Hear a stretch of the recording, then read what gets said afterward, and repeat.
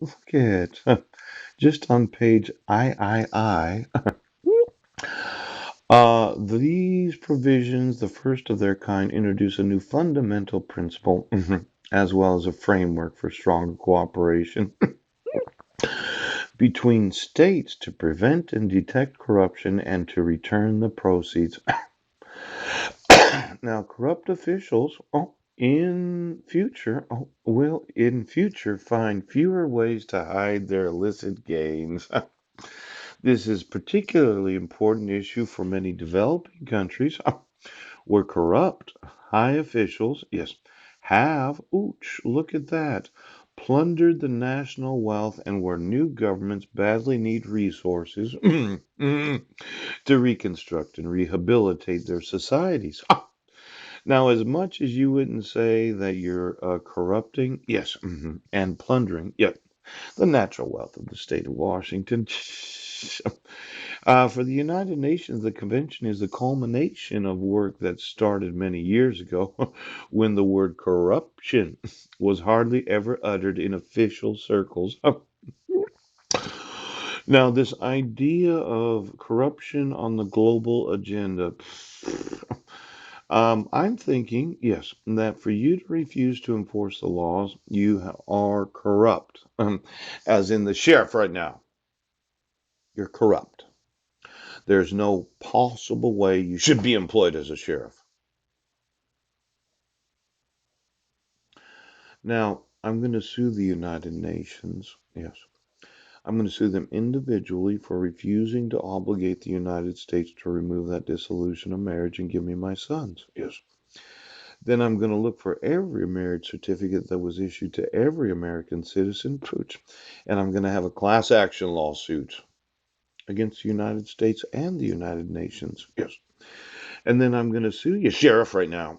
I'm going to sue you for refusing to acknowledge the jurisdiction of the United Nations. Yes. Now, I need to know all your foreign relatives, and I need to know where your genetics are in every nation of the world. Yeah. See, these dogs, I don't think that they're actually just limited to the local county. Let's say I looked at asset recovery. To skip forward, 42. Yes. I'm going to want to know every biological child that you used your genetics to have in every nation of the world. Ooh, ooh. And then I'm going to want to know, the jurisdiction. Each state party shall adopt such measures as be necessary to its jurisdiction over the offenses established in accordance with the convention. Yes, yes, yes. Now it says when. No, jurisdiction. When the offense is committed in the territory of the state party, or the offense is committed on board a vessel that is flying the flag of the state party. Poop. Aircraft that is registered under the laws of the state party. Yes. At the time that the offense is committed. Yes. Now, subject to Article 4 of this convention, a state party may also establish its jurisdiction over any such offense when the offense is committed against a national of that state party. Now, these state parties, yeah, I think that they are defined as nations, and I'm a national of the United States of America, my actual citizenship.